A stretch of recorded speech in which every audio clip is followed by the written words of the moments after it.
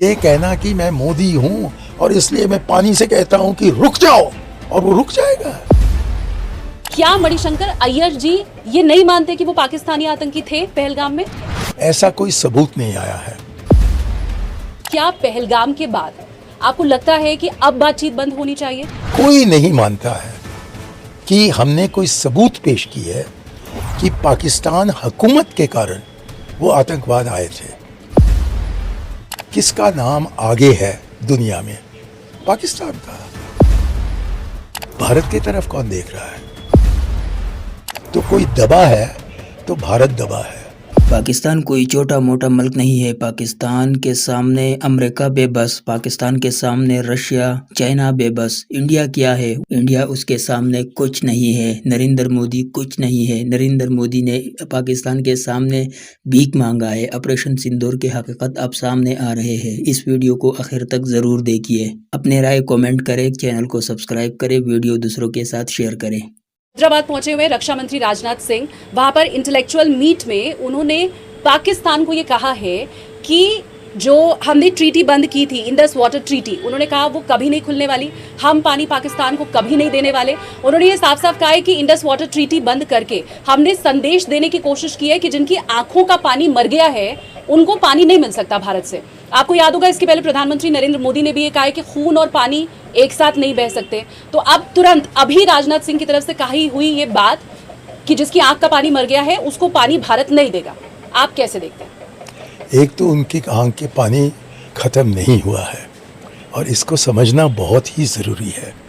दूसरी चीज़ है कि पानी तो बहते रहता है, उसको आप रोकें तो कहीं ना कहीं सागर बन जाएगा और पूरा पंजाब हमारा डूब जाएगा, या तो कहीं और पानी जाकर उस जगह को डूब देगी। तो ये कहना कि हमने इंडस वाटर ट्रीटी को रद्द किया है, या अंग्रेज़ी में कहते हैं केप्ट इन अबेयंस, जो आप करना चाहते हो एक कागज़ के साथ वो करो, लेकिन पानी जो बहता है एक पूरे साल से क्यों नहीं पानी रुका है हिंदुस्तान में, क्यों वो पाकिस्तान को गया है? क्या आप कह सकते हैं जो मर्ज़ी कहना है, लेकिन आप कुदरत को रोकेंगे क्या? तो ऐसा कहना बिल्कुल अपना वोट बैंक बनाने के लिए है। वो कुछ कर नहीं सकते हैं उसको रोकने में, और किया तो ज़माने में हो सकता था कि हम एक भाखड़ा डैम बनाएं, लेकिन अब आपने एक बंद बनाने की कोशिश की तो ज़मीन जो लेना है उसके लिए, उसमें तो किसान है, फसल हो रहा है, तो वो क्या आपको छोड़ेंगे आसानी से? जो बिग डैम्स का एरा है वो तो बिल्कुल पूरा हो गया है। अब तो हमें छोटे छोटे बांध बनाने पड़ते हैं, अब उनको बनाने में समय लगेगा। ये कहना कि मैं मोदी हूँ और इसलिए मैं पानी से कहता हूँ कि रुक जाओ और वो रुक जाएगा, ये क्या अजीब चीज़ है? ये बस दिखावट के लिए है, ये बस राजनीति के लिए है। और बुद्धिजीवियों के साथ जाकर ऐसा मूर्खपना कहना मुझको लगता है कि वो दर्शाता है कि कौन बुद्धिजीवी है और कौन मूर्ख है। पहलगाम जब आतंकी हमला हुआ था उसके बाद आतंकियों ने पहली गोली जिन्हें मारी थी शुभम द्विवेदी, उनकी वाइफ कानपुर में थी, मैं उनका पॉडकास्ट करने गई थी, उन्होंने रोते हुए मुझे ये बात कही कि वो बदला चाहती हैं। उनके इस बयान पर मैं आपसे पूछ रही हूँ क्योंकि आपने बहुत पहले ये कहा था कि पाकिस्तान के साथ बातचीत रोकी नहीं जानी चाहिए, बातचीत होगी तभी समस्या का हल निकलेगा। मैं आपसे ये जानना चाहती हूँ कि क्या पहलगाम के बाद आपको लगता है कि अब बातचीत बंद होनी चाहिए? मैं ही नहीं कह रहा हूँ, 193 ममालिक हैं जो कि संयुक्त राष्ट्र के मेंबरान हैं, उनमें से एक कह रहा है कि पाकिस्तान ने ये किया। 192 इसको मानने को तैयार नहीं है। मोदी जी के बावजूद, शशि थरूर के बावजूद, राजनाथ सिंह के बावजूद और ख़ास तौर पर डॉक्टर जयशंकर के बावजूद कोई नहीं मानता है कि हमने कोई सबूत पेश की है कि पाकिस्तान हुकूमत के कारण वो आतंकवाद आए थे। उसमें भी बड़ा कन्फ्यूजन है। पहले कहा गया था कि 6 आतंकवाद आए, जिनमें से 3 पाकिस्तानी थे और 3 कश्मीरी थे, और उन 3 कश्मीरी आतंकवादियों की परिवार पर सरकार, भारत सरकार ने हमला करके उनके घर को जलाया या बुलडोज किया, और उनके पूरे परिवार, तीनों के 3 परिवार अब बिना कोई राहत में है। ये करने के बाद अब कहने लगे हैं कि नहीं, पाकिस्तानी ही थे। और फिर उन्होंने कहा कि 2 ऑपरेशन चलाकर, एक का नाम ऑपरेशन महादेव, एक का नाम ऑपरेशन शक्ति, उन्होंने उन 3 पाकिस्तानियों को भी ख़त्म कर दिया है। तो आतंकवादियों पर यदि असली हों या उनके कहने पर, हमने बदला ले लिया है। अब पाकिस्तान से बदला लेने के लिए हमने ऑपरेशन सिंदूर को शुरू किया और उसका क्या नतीजा रहा? आज के दिन हाँ, उनके कोई एयरफील्ड्स डैमेज हुए हैं और शायद कुछ एयरक्राफ्ट गिर गए हों, लेकिन 1 साल बाद किसका नाम आगे है दुनिया में? पाकिस्तान का। क्योंकि ईरान पर जो हमला हुआ है उसका हल निकालने के लिए पूरी दुनिया और ख़ास तौर पर अमेरिका पाकिस्तान पर एक हद तक निर्भर है और उन्हीं का इस्तेमाल कर रही है, उन्हीं की तारीफ़ कर रही है।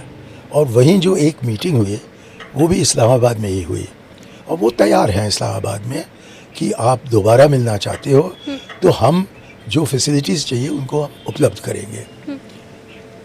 भारत की तरफ कौन देख रहा है?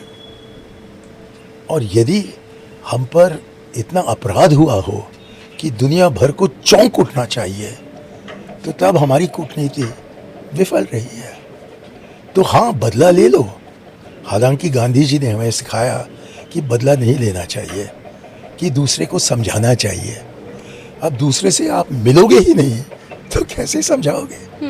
और जब तक कि आप उनको समझाते नहीं हैं, वो क्या डर गए हैं क्या? वो क्या दब गए हैं क्या? बिल्कुल नहीं। पूरी क्या कहते हैं, ऑनर के साथ, पूरी हिम्मत के साथ वो दुनिया में आगे बढ़ रहे हैं। और हम हैं जो कि लाल किला में जो विस्फोट हुआ उसके बाद अचानक और पहले मर्तबा 12 साल में हमने फ़ौरन नहीं किया कि कहा कि पाकिस्तान दोषी है। क्यों? पाकिस्तान में कुछ लोगों ने, कुछ आवाज़ों ने इसकी जिम्मेदारी उठाई, लेकिन हम तो इस मामले में बिल्कुल चुप रहे हैं। क्यों? क्योंकि मोदी जी ने कहा कि ऑपरेशन सिंदूर ख़त्म नहीं हुआ है। हाँ, वो हमेशा के लिए हम तैयार हैं कि फ़ौरन हम कदम उठाएंगे। हाँ। और ऑपरेशन सिंदूर की नाकामयाबी के कारण अब उन्होंने फिर ऑपरेशन सिंदूर को दोहराया, तो फिर दुनिया हमारे तरफ देखेगी नहीं, हमारा समर्थन नहीं करेगी। तो कोई दबा है तो भारत दबा है। किसी का हाथ छोड़ा गया है तो ट्रंप के तरफ से भारत का हाथ छोड़ा गया है। और एक अजीब सा फील्ड मार्शल, जिन्होंने अपने को फील्ड मार्शल बनाया जबकि हमारा आक्रमण चल रहा था, जबकि हमारा वो अटैक चल रहा था, वो अब दुनिया में बन गए ट्रंप जी के फेवरेट फील्ड मार्शल, सबसे चाहने वाले फील्ड मार्शल। हाँ। और अजीब, किसका कोई प्रेसिडेंट नहीं है कि एक फील्ड मार्शल को व्हाइट हाउस बुलाया गया और उनके साथ ट्रंप जी ने न केवल भोजन किया, लेकिन बाद में उन्होंने पाकिस्तान को निमंत्रण जी कि आप गाज़ा में बोर्ड ऑफ पीस के मेंबर बने। उन्हीं को इजाज़त दिया गया या निमंत्रण दिया गया कि वो उस मीटिंग में बोलें। और उसके बाद पाकिस्तान की तारीफ होते जा रही है और भारत, मैं ये नहीं कह रहा कि खंडन हो रहा है, लेकिन जो भी हम पर दबाव लगाया जा सकता है अमेरिका की तरफ से, वो लगाया जा रहा है। अब इसके बाद मुझे बताइए कि कौन बन गया सिकंदर, कौन जीता है? सर, जाहिर सी बात है कि पाकिस्तान जीता है, लेकिन आप लोग वाकई एक न्यूट्रल एनालिस्टिक है। आपके जो एनालिसिस है वो बहुत ज़बरदस्त है। हम आपको अप्रिशिएट करते हैं, आपको सलाम करते हैं। इसी तरह आपको ना पाकिस्तान के हक़ में बात करनी चाहिए, ना हिंदुस्तान के हक़ में। जो सहाफ़ी होता है, जो न्यूट्रल एनालिसिस होता है, उसको यही करना चाहिए जो आप कर रहे हैं। ये बहुत बेहतर काम है, आप इसे कंटिन्यू रखिए। हाँ, मणिशंकर अय्यर जी ये नहीं मानते कि वो पाकिस्तानी आतंकी थे पहलगाम में? हो सकता है, हो भी सकता है कि 90% वो पाकिस्तानी ही थे, लेकिन उनमें से 3 में से किसी एक को पकड़ लेते तो जैसा कि भारत सरकार कांग्रेस के ज़माने में अजमल कसाब को पकड़ा तो उससे पता लगा कि वाकई ये पाकिस्तानी है, और फिर उससे जो सबूत मिला उससे पता लगा कि कोई मेजर इकबाल हैं पाकिस्तान में जो कि इनको डायरेक्शंस दे रहे थे। हाँ। और जिनके इशारे पर उन्होंने जो हंगामा किया, वो उन्होंने हरकत उन्होंने की, वो उन्होंने की किसी के निर्देश पर। लेकिन इस सिलसिले में ऐसा कोई सबूत नहीं आया है। आप मोदी जी के शब्दों पर विश्वास करें, ये कहकर कि भारतीय होने के कारण हमें भारतीय प्रधानमंत्री के एक एक शब्द को मानना चाहिए, नहीं। तब ठीक है कि आप कहें जो आप कहते हैं। लेकिन आपने एक विधवा का जिक्र किया, एक और थे, और आप जानते हैं कि कौन है, एक नेवल कमांडर, जी सर, जिनकी पत्नी एक हफ्ते पुराने की पत्नी नहीं थी। वो अपने हनीमून पर पहलगाम गए थे और वहाँ से बहसान, और वहीं के वहीं उनके आंखों के सामने उनका हत्या हुआ था, और मौके पर ही उन्होंने कहा कि बदले लेने का सवाल नहीं है।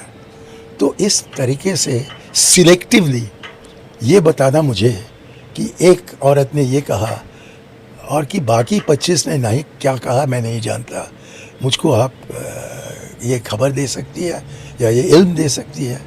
लेकिन एक व्यक्ति जिसने कहा कि बदला मत लो, उनसे कुछ समझौता करो, उनका जिक्र न करना, मैं समझता हूँ कि ये सभ्य नहीं है।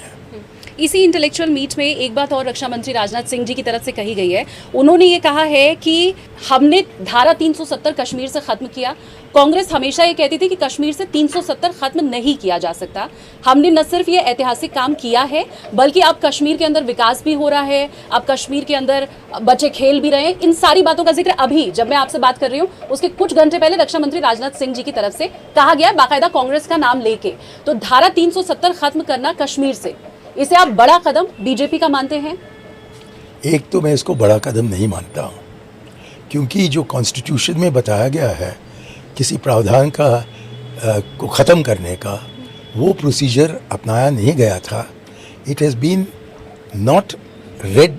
Red down, it has not been abrogated. दूसरी चीज़, कांग्रेस ही ने 370 उस चैप्टर में लगाया है, उस अध्याय में लगाया है जहाँ की टेम्पोररी एंड ट्रांजिएंट प्रोविजंस 1950 के संविधान में लिखा गया है। तो हमने कभी नहीं कहा कि ये हमेशा हमेशा के लिए है। और जबकि गोपाल स्वामी अयंगार इस मामले में बोल रहे थे, वो मिनिस्टर ऑफ कश्मीर अफेयर्स थे, तो गोपाल स्वामी अयंगार ने कहा कि वहाँ का सूरत हाल बिल्कुल अलग है, क्योंकि कश्मीर का एक हिस्सा, तकरीबन 1/3 हिस्सा पर आक्रमण हुआ है और दुश्मन ने उस पर कब्जा किया है। तो उस बीच में जब तक कि वापस उस टेरिटरी को हम पाकिस्तान से वापस न लें, तब तक फ़िलहाल, टेम्पररी का मतलब फ़िलहाल 370 रहेगा। और अब राजनाथ सिंह जी, जो अपने आप में एक बहुत बड़े दानिश्वर हैं, पढ़े लिखे आदमी हैं, बड़े सीरियसली बैठते थे मेरे सामने पार्लियामेंट में, उनका कहना है कि हमने सबको खुश करवा दिया है, कभी नहीं कहते हैं।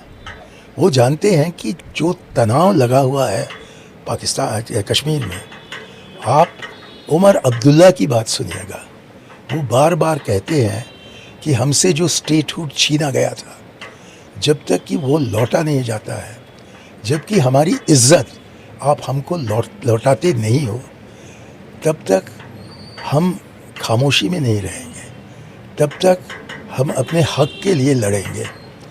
लेकिन क्योंकि वो गांधीवाद है, वो कहते हैं कि हिंसा के साथ हम नहीं लड़ेंगे, जो कश्मीरी हिंसा करते हैं उनके साथ हम नहीं हैं, लेकिन हम चाहते हैं कि दिल्ली श्रीनगर से बात करे और श्रीनगर से हम दिल्ली आने को तैयार हैं, लेकिन हमसे बात कीजिएगा और अपना ही वायदा जो कि स्टेटहुड वापस करने का था, उसको आप पूरा कीजिए। अब उन्होंने पहले कहा कि चुनाव हो जाए तो हम करेंगे, उसके बाद उन्होंने कहा कि सरकार बन जाए, राज्य सरकार वहाँ, तो तब हम करेंगे। लेकिन जबकि उन्होंने देखा कि राज्य सरकार उनके उन्होंने जो विकास किया है, उन्होंने जो बच्चों को खुश किया है, जो उन्होंने बच्चों को खिलाया है और खिलवाया है, वही बच्चे शायद कल पत्थर उठाकर पुलिस पर फेंकने लगे, जैसा कि उन्होंने किया है बार बार बूथ में। तो ये सोचना कि क्योंकि शांतिपूर्वक माहौल है इस समय वहाँ और फिलहाल, कि इसलिए कश्मीर में सब राज़ी खुश हैं, इस किस्म का जो दुर्दोष है, ये जो डिसइल्यूजन है, ये हटे और हकीकत को वो खुले आंख से देखें, तो तब उनको नज़र में आएगा कि सूरत हाल कश्मीर में असलियत में क्या है, और जो उनके मन में है वो एक बहुत दूर का ख्वाब है। What is happening in the mind of the BJP is a dream. What is happening in the lives of the Kashmiris is a nightmare. तो आपको अभी भी डर है कि कश्मीर का बच्चा कल दिन पत्थर फेंक सकता है? क्यों नहीं, वो फेंक सकता है, लेकिन वो फेंकेगा तब जबकि उसके खिलाफ उसको लगे कि सरकार काम कर रही है। वो नहीं मान रहा है कि उनकी भलाई के लिए हो रहा है जो हो रहा है। यदि वो मानते तो आसानी से बीजेपी हर जगह आ रही है, कश्मीर में क्यों नहीं आई जबकि चुनाव हुए, और वो भी उन्हीं के लेफ्टिनेंट गवर्नर जबकि वहाँ राज कर रहे थे। तो बाकी जगह उन्होंने गवर्नर का बहुत दुरुपयोग किया है, लेकिन कश्मीर में दुरुपयोग होने के बावजूद वहाँ की जनता ने तय किया कि हम भाजपा को नहीं चाहते। यहाँ तक कि महबूबा मुफ्ती जिन्होंने बड़ी गलती की उनका साथ देने में, उनको भी बुरी तरह से हराया। अब ये जो सारे सवाल मैंने आपसे पूछे रक्षा मंत्री राजनाथ सिंह जी के, वो दरअसल ये कह रहे थे कि 12 साल में बीजेपी की जो उपलब्धियां रही हैं, अब धारा 370 के लिए तो आपने कहा कि ये कोई बड़ी उपलब्धि नहीं थी। मैं समझना आपसे ये चाहती हूँ कि प्रधानमंत्री नरेंद्र मोदी के नाम अब जब ये रिकॉर्ड हो गया है कि चुने हुए प्रधानमंत्री का सबसे लंबा कार्यकाल, तो ये जो उनका चुने हुए प्रधानमंत्री का सबसे लंबा 12 साल का कार्यकाल है, उसमें आप उनकी क्या उपलब्धियां मानते हैं? आपको कौन से कार्य अच्छे लगे, या आपको क्या लगा कि प्रधानमंत्री के तौर पे ये तो भारत में होना ही चाहिए था? अब मुझे कुछ समय देना होगा इस सवाल का जवाब ढूंढने में, क्योंकि जहाँ तक कि मुझे इस वक्त याद है कोई उपलब्धि नहीं है जिसका जिक्र मैं कर करूँ। होंगे कुछ, लेकिन सोच विचार करके निकालना पड़ेगा, और टीवी प्रोग्राम में वो समय नहीं रहता। तो जबकि मुझे कुछ मन में आता है कि ये बड़ी उपलब्धि है, तो तब मैं खुद आपसे संपर्क करूँगा। 12 साल के कार्यकाल में मोदी जी की विदेश नीति को अगर मैं नंबर देने को कहूँ तो 10 में से कितने नंबर दीजिएगा? क्योंकि मैं एक जेनरस हार्टेड आदमी हूँ, मैं उनको 3 दूंगा 10 में। फेल नहीं करना चाहता, लेकिन सहानुभूति से फेल नहीं करवाना चाहता। नहीं तो उनको 0 देने में मुझको कोई दिक्कत नहीं होती। और मुझको शर्म है एक फॉरेन सर्विस ऑफिसर होने के नाते कि हमारे ही फॉरेन सर्विस के डॉक्टर जयशंकर एक सैंचो पांजा बनकर उनके साथ रह रहे हैं। और मैं ये आपको बताऊं कि फॉरेन सर्विस की जो बिरादरी है उनमें कोई फ़ख्र नहीं है कि उनका एक आदमी आज विदेश मंत्री बना है। पहले भी हमारे लोग विदेश मंत्री बने हैं, मिसाल के तौर पर नटवर सिंह जी, और हमारे में से ही एक बने हैं उपराष्ट्रपति हामिद अंसारी साहब, और हमारे बीच में से ही एक बने हैं राष्ट्रपति KR नारायणन। और हमें इन सब लोगों पर बहुत ही फ़ख्र है, लेकिन जयशंकर पर कौन फ़ख्र रख सकता है और कह सकता है खुदा से, जबकि क़यामत के दिन आएगी कि हम भी आपके बगल में खड़े होने के लिए चुन कर लीजिएगा। नहीं। ये बीजेपी का एक बहुत बड़ा बोल है कि वो पाकिस्तान को हल्के में ले रहा है। पाकिस्तान को हल्के में लेना उनके लिए मुश्किल पैदा कर रहा है। किस तरह ऑपरेशन सिंदूर में उनके फौजी मारे गए, उनके सरकारी ओहदेदार मारे गए, जहाज़ों को गिराया गया। इसके बावजूद इंडियन मीडिया और नरेंद्र मोदी के तरफ से जो बयानिया था वो झूठ पर मबनी था। वो कह रहे थे कि हमारे कुछ नुकसान नहीं हुआ है, कोई नुकसान नहीं हुआ है। लेकिन अब जो सामने ख़बर आ रही है उसमें 6 या 7 फौजी जो है वो अब बताना पड़ गया उनको जो एजाज़ देने थे उसके लिए अब उनको बताना पड़ रहा है कि इतने फौजी मारे गए हैं, इतने लोग उसमें मारे गए हैं।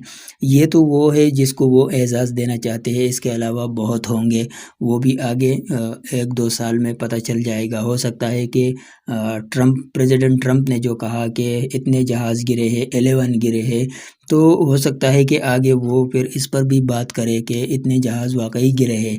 अमेरिका के प्रेसिडेंट जब ये बात करते हैं तो कुछ ना कुछ उसके पीछे होगा। दूसरी बात यह है कि कश्मीर कभी भी हिंदुस्तान के साथ खुश नहीं है।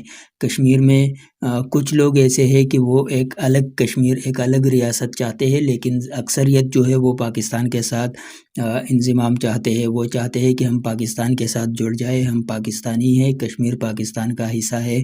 तो कश्मीर कभी भी वो ज़बरदस्ती कश्मीर पर कब्ज़ा किया है और कुछ हद तक बरकरार रख सकता है, लेकिन एक दिन ये कब्ज़ा टूटेगा, पाकिस्तान का हिस्सा बनेगा कश्मीर।